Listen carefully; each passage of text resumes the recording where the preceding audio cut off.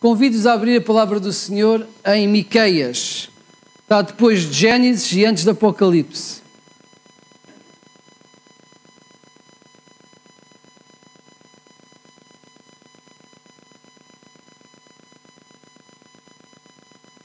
Está a seguir a Jonas.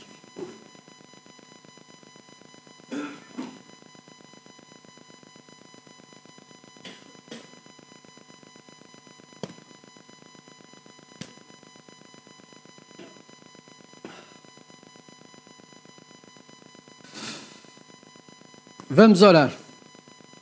Pedir que o Senhor Deus nos abençoe neste tempo de meditação na sua palavra. Senhor, estamos diante da tua palavra, Senhor, e queremos ouvir o teu Santo Espírito.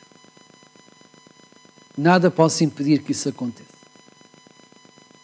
Dá-nos a capacidade, Senhor, de compreender o que tu mandaste escrever, para que nós possamos viver as verdades que estão escritas e que tu ensinaste.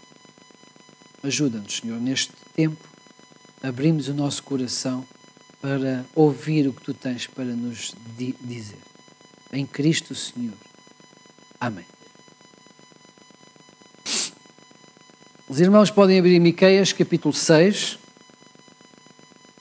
Nós teremos atenção aos versículos de 1 a 8, mas já lá chegaremos. Sou confrontado muitas vezes com esta pergunta: como é que eu posso saber a vontade de Deus para a minha vida? Alguma vez já perguntou isto a Deus? Deus, o que tu queres de mim? O que queres fazer com a minha vida? É que estas perguntas são importantes, mas o problema destas perguntas é que muitas vezes elas são feitas com pressupostos errados. Eu já vi muitos cristãos a fazerem esta pergunta: Senhor, o que queres de mim? O que queres fazer da minha vida? Mas esperavam uma missão, algo para fazer, ou então uma solução para a vida quando se passa por momentos de indefinição. E muitas vezes também vejo os cristãos que fazem estas perguntas, que são boas, a desejar uma resposta tipo um sinal, um sonho, uma profecia, uma placa cair do céu. Olha, faz isto. Às vezes acontece isto. Ou não? Às vezes dá jeito. Nós ficamos a perguntar ao Senhor e era bom que chegasse alguém com uma placa do céu a dizer: olha, é isto. Não, normalmente não é assim que acontece. Mas mais do que o que fazemos, mais do que a missão que desempenhamos, Deus está preocupado com o que nós somos. Deus está preocupado com os propósitos que temos no nosso coração.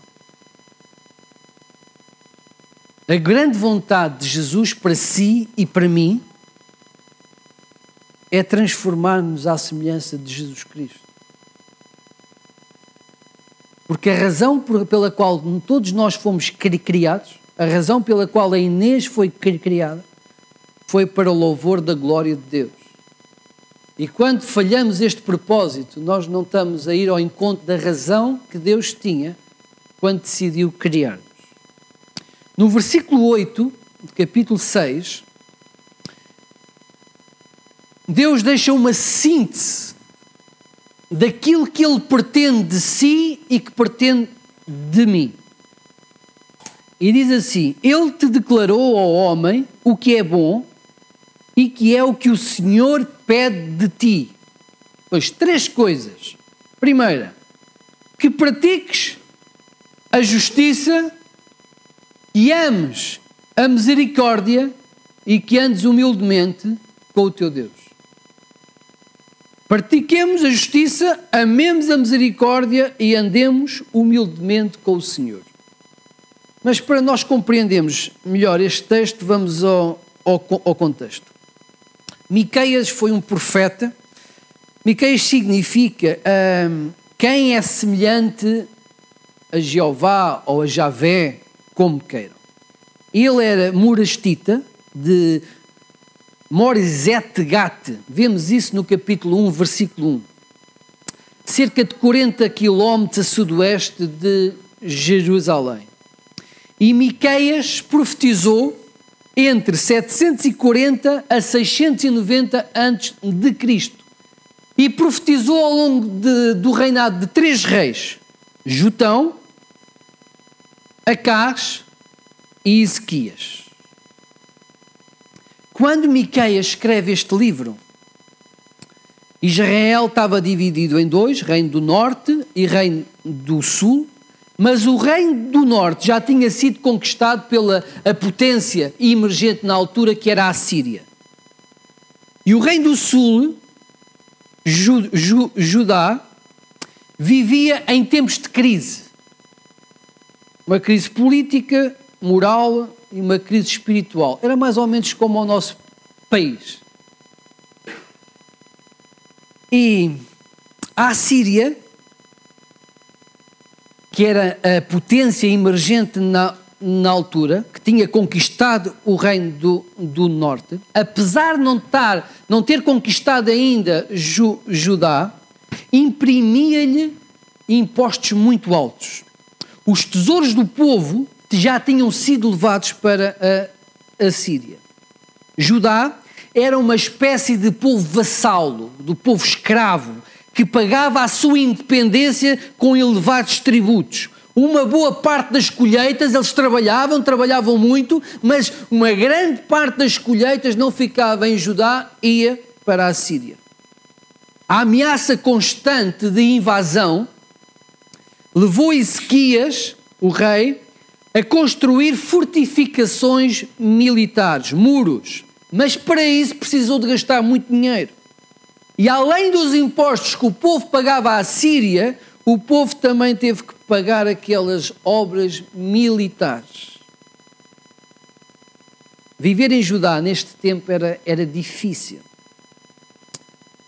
Mas sabemos, onde há miséria também há riqueza. Em Judá havia homens ricos que se aproveitavam da miséria do povo e lhes concediam empréstimos para pagar os impostos. Só que depois o povo não tinha como pagar esses empréstimos. E esses homens ricos acabavam por ficar com a casa dos camponeses, com as terras dos camponeses e escravizar a família dos camponeses, a mulher, os filhos e eles mesmos. Para piorar a situação, os juízes da terra eram corruptos e deixavam-se subornar pelos mais ricos, ganhando sempre vantagem aos pobres dos camponeses. As pessoas eram roubadas, exploradas e gritavam por justiça. Iam a tribunal e viam as autoridades, os garantes da justiça, da ordem, a colocarem-se do lado dos mais fortes, a colocarem-se do lado dos opressores, dos ladrões, dos oportunistas. A situação espiritual, com tudo isto, era miserável. Os sacerdotes e os profetas alinhavam também com os homens ricos. As mensagens dos profetas eram de prosperidade. Falavam palavras encorajadoras e não chamavam o povo à justiça.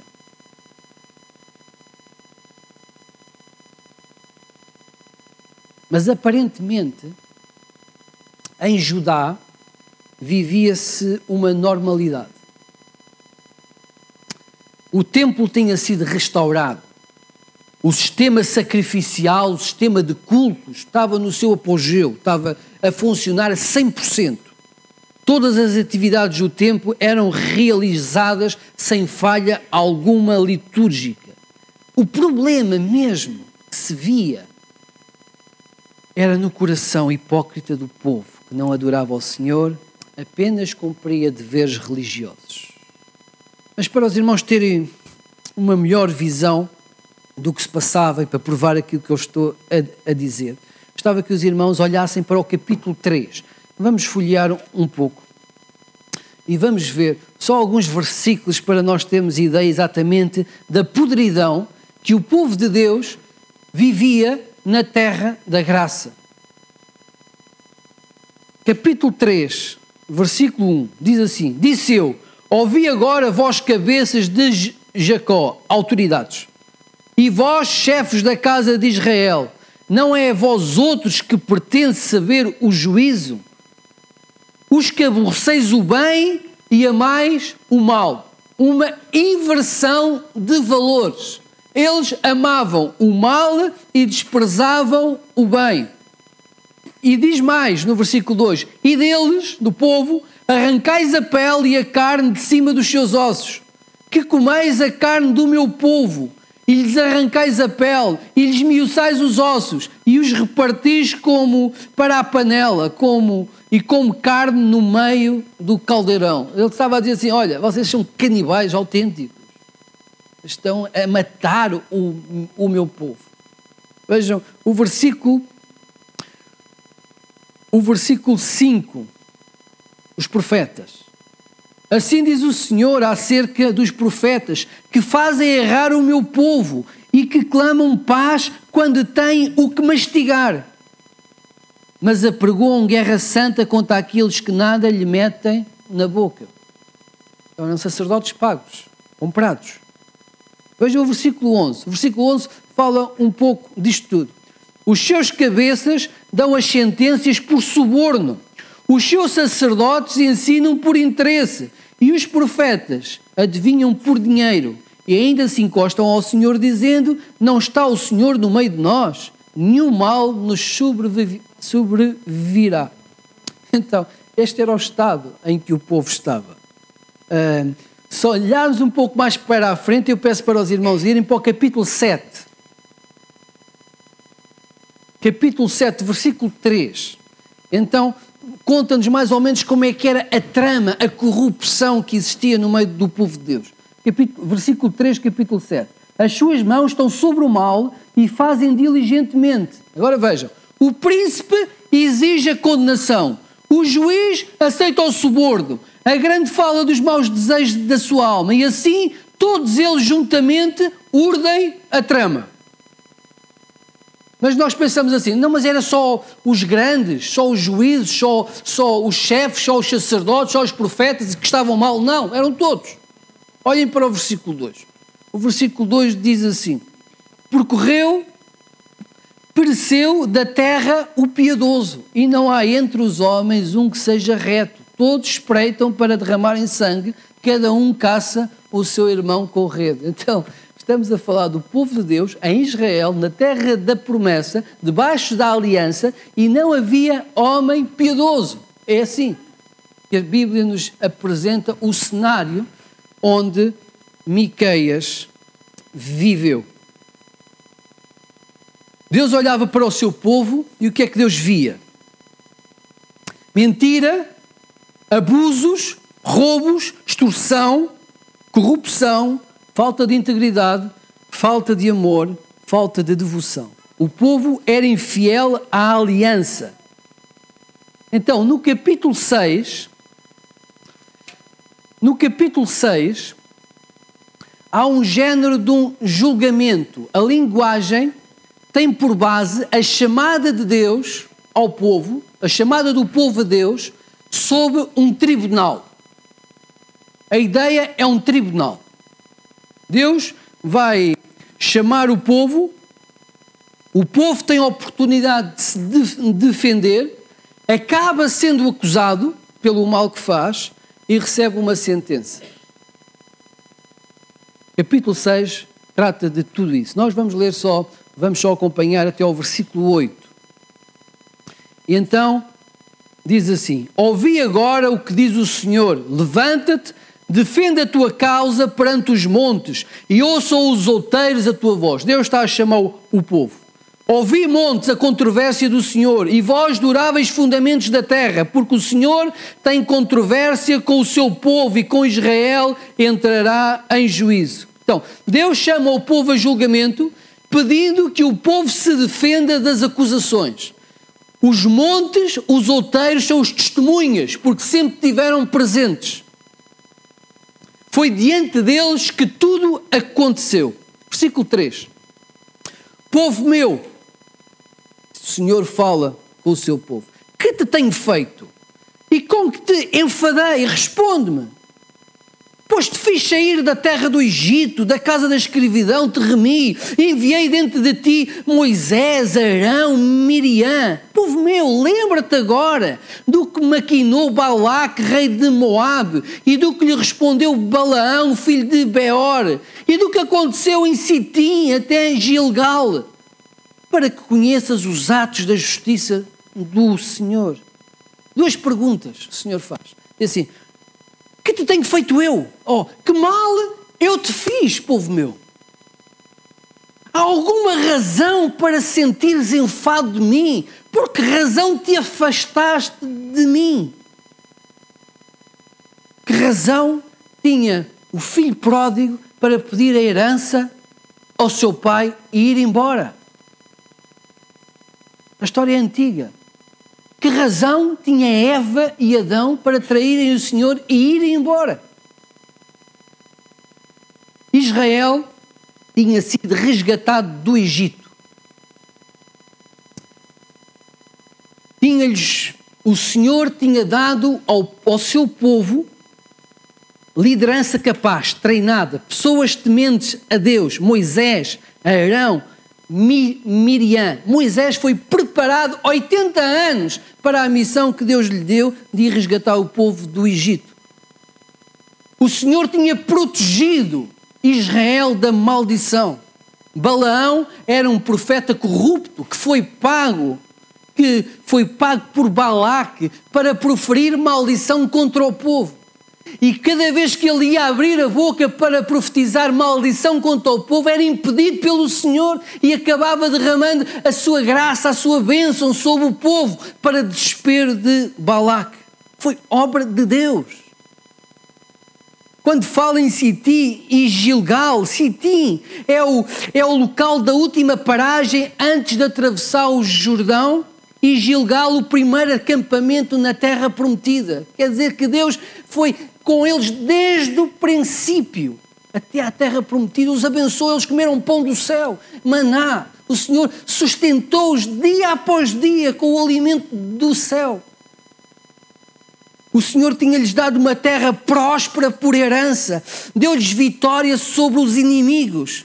Quem se lembra do episódio em Refidim, que Moisés está no cimo do monte a orar ao Senhor, e cada vez que ele levantava os braços pedindo o auxílio do Senhor, o povo vencia o adversário, mas quando baixava os braços, o adversário prevalecia contra o seu povo.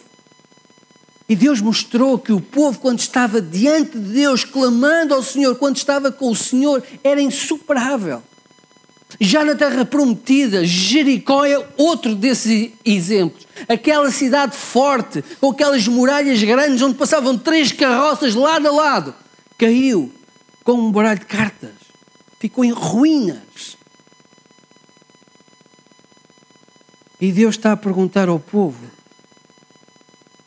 por que te afastaste de mim? Na terra da herança, eles viviam como se um dia não tivessem subido ao Monte Horebe e feito uma aliança em que unanimemente concordaram servir ao Senhor e tê-lo como o único Deus.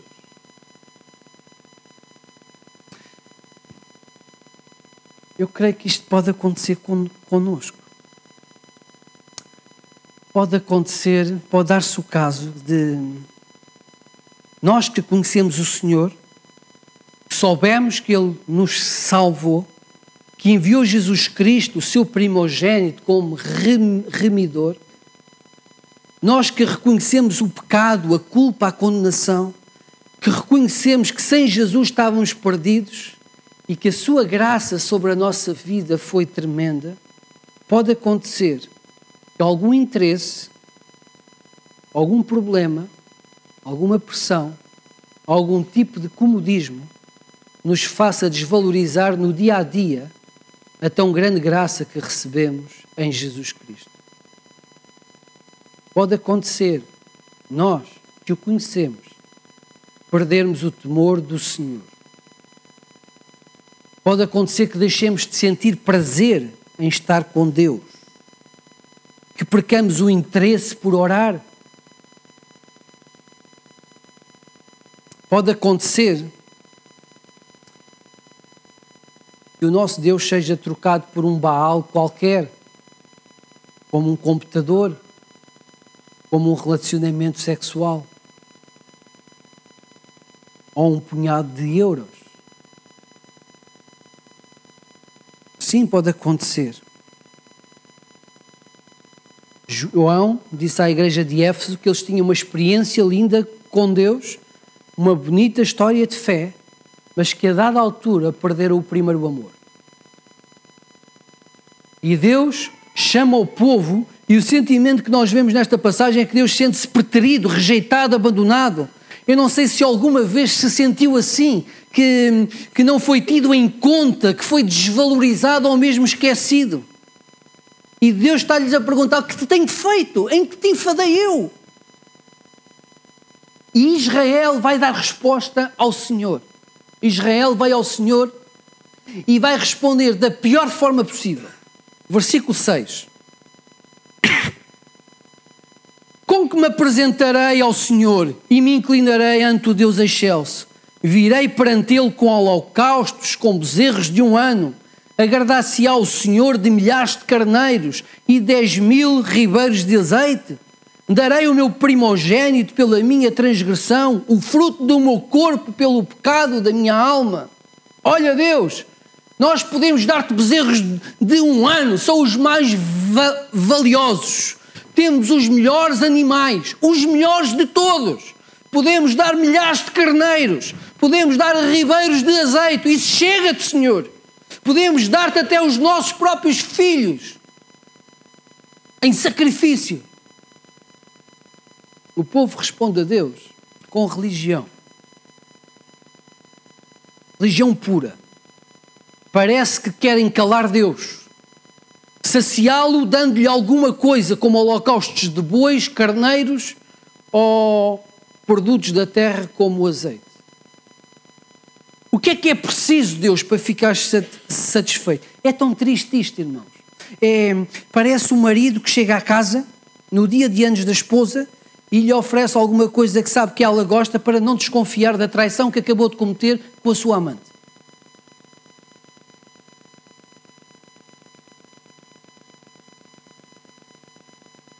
E chegam ao ponto de dizer que dão o primogênito.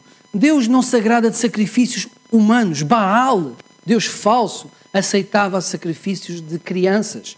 O rei Acaz e Manassés ofereceram os seus filhos, mataram os seus filhos para consagrarem-nos a este Deus. Deus não aceita sacrifícios de pessoas.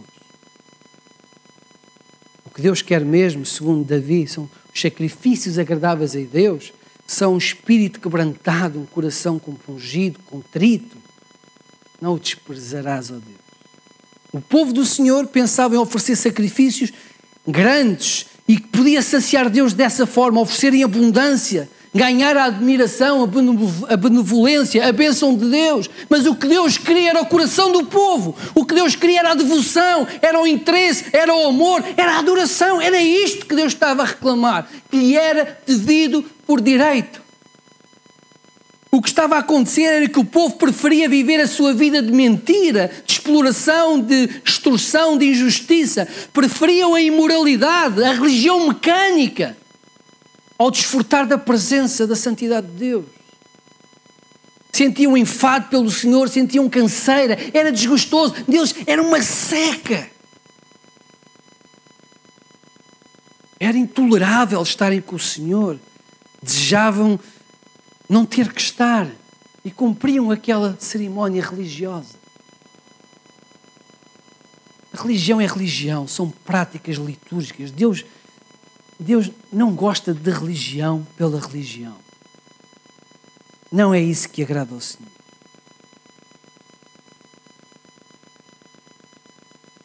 Então Deus vai dizer o que agrada ao Senhor. E está no versículo 8. E vamos ler novamente. E ele declarou ao homem o que é bom e o que é que o Senhor pede de ti. Então, pratiques a justiça, ames a misericórdia e andes humildemente com Deus. Isto é o que Deus quer. Pratiques a justiça. A palavra que lá está no hebraico é mishpat, que significa o caminho prescrito, a ação correta, o modo apropriado de vida. Ou seja, viver a lei de Deus fazendo o bem àquele que está ao seu lado, ao seu próximo. No contexto do livro, seria ser justo nos negócios, na justiça. Não usufruir de privilégios que fossem imorais, mesmo que a lei e as autoridades os legitimassem. Nem tudo o que é legal é bom. E acima da lei de Deus está a lei, acima da lei dos homens está a lei de Deus. Nem tudo o que é legal pode ser feito.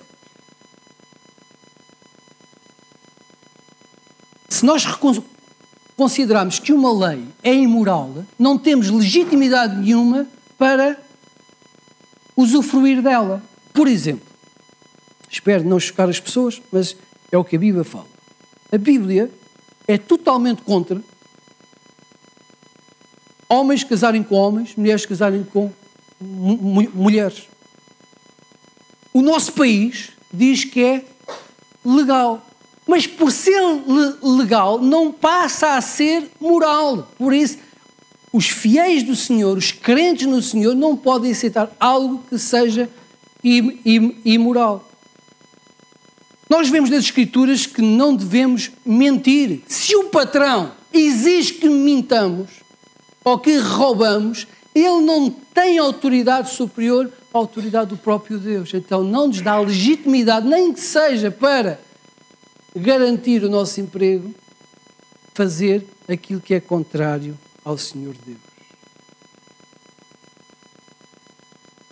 Aqueles homens tinham consentimento das autoridades, mas exploravam os mais fracos, falsificavam a palavra de Deus, construíam a sua riqueza à custa dos mais necessitados.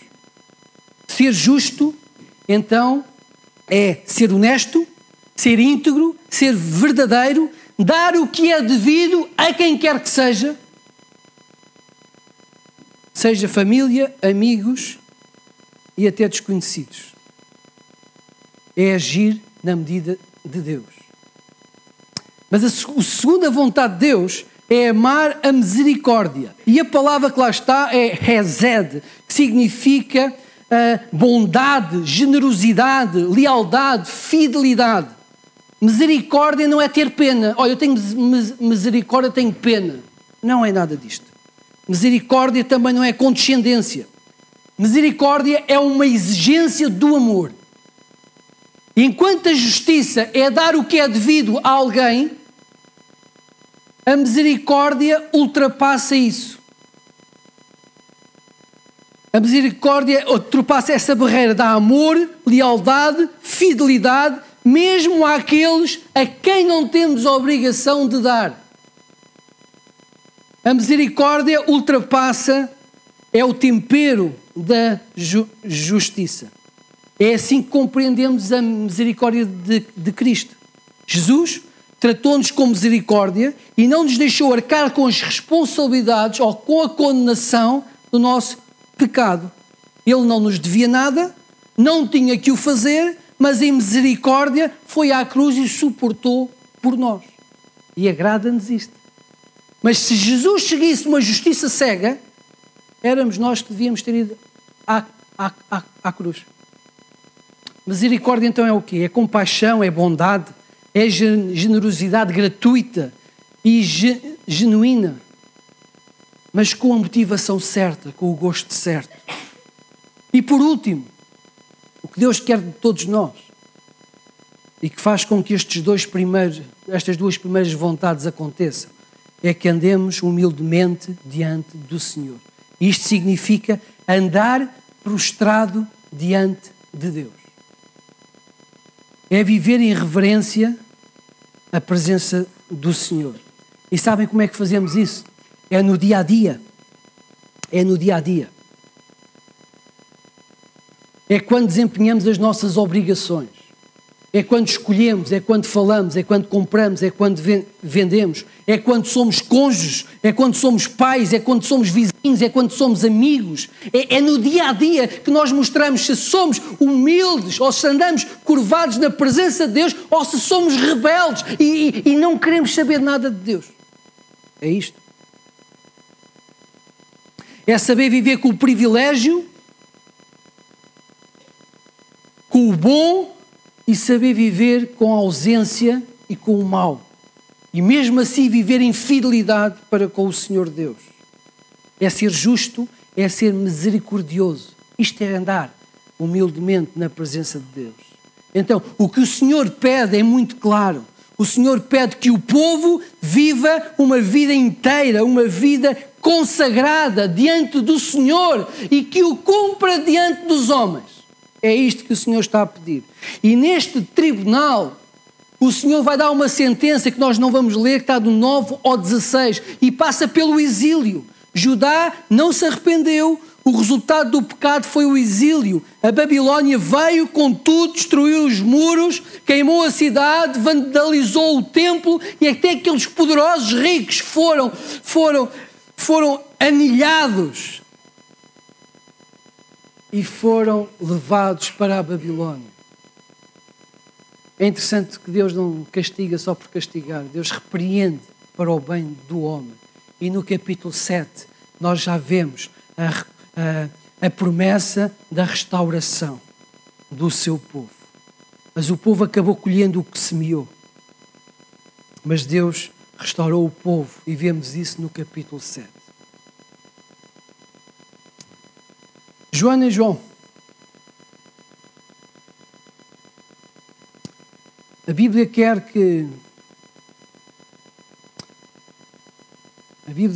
ou o Senhor deseja, ensinem as vossas filhas no caminho em que ela deve andar, que é a presença do nosso Deus. Elas um dia vão olhar para vocês e vão saber se vocês as trazem à igreja por um ritual litúrgico ou se o fazem de coração. E elas precisam de ver Deus na vossa vida. Se o fizerem, cumprirão o vosso papel de pais. Meus queridos, quando Deus olha para o nosso coração, sente vontade de receber a oferta que nós lhe temos dado. O grande altar é o nosso coração. O que é que está no seu coração? Alguma situação injusta que deva corrigir? Esta semana, o tempo já vai avançar. Esta semana recebi uma mensagem no Facebook. Há uns anos, no Faial, uma moça teve uma história de conversão incrível. Ela saía do trabalho à quarta-feira e ia a correr para a igreja, às vezes apanhava já a parte final do culto. Ela chorava ao ouvir a palavra de Deus. Foi um entusiasmo. Ela tomou decisões importantes, perdoou o seu pai que a tinha molestado durante anos. Uma presença de Deus na vida dela contagiante, tremenda. Emocionou-nos a todos. Sentíamos pequeninos perto dela. A determinada altura, ela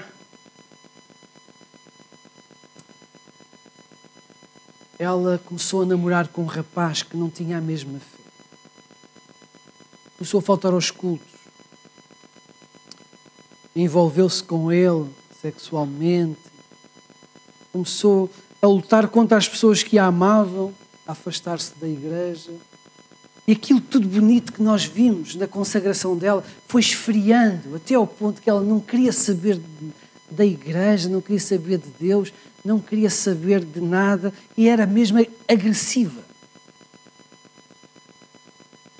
Esta semana eu recebo uma mensagem dela a pedir perdão por tudo aquilo que ela fez. Pastor, tinha toda a razão naquilo que disse. Eu quero pedir perdão por tudo o que aconteceu. Depois eu entrei em conversa com ela, ele disse-me, olha, há poucos meses tive cancro. Tive cancro.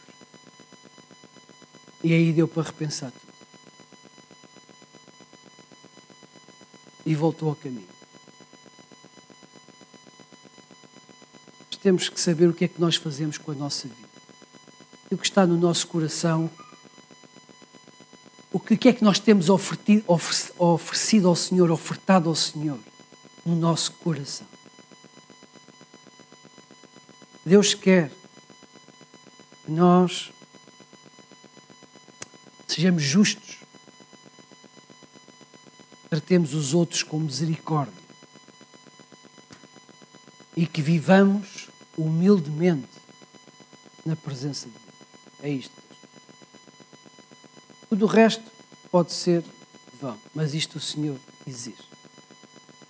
Se hoje é o tempo, se hoje percebeu que alguma coisa no seu coração tem sido apresentada ao Senhor como podre, peça perdão hoje ao Senhor Deus.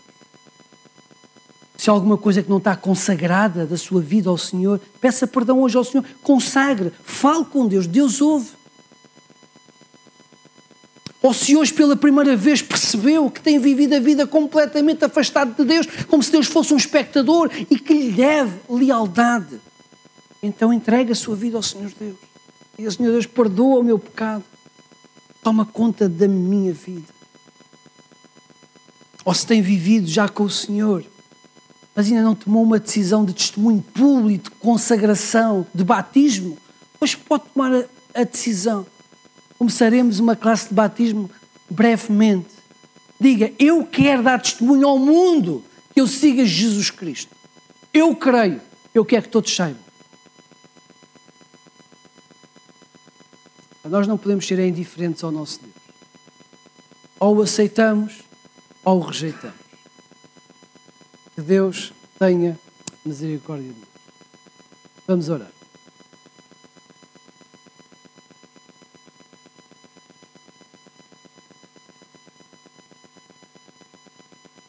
A Ti, Senhor Deus, queremos consagrar a nossa vida, Senhor. Queremos reconhecer-te no nosso dia-a-dia. Queremos viver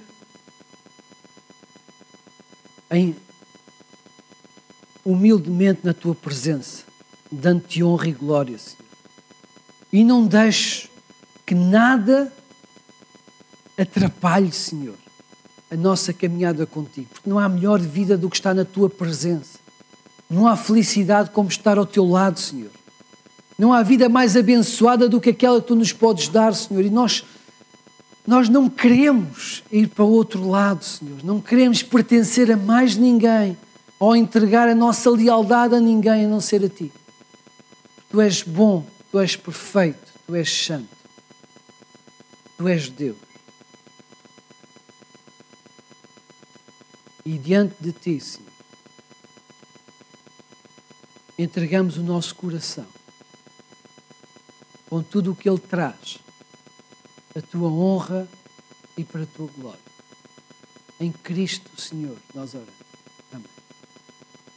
Vamos ouvir o pós-lúdio. Peço que mantenham silêncio até ao final.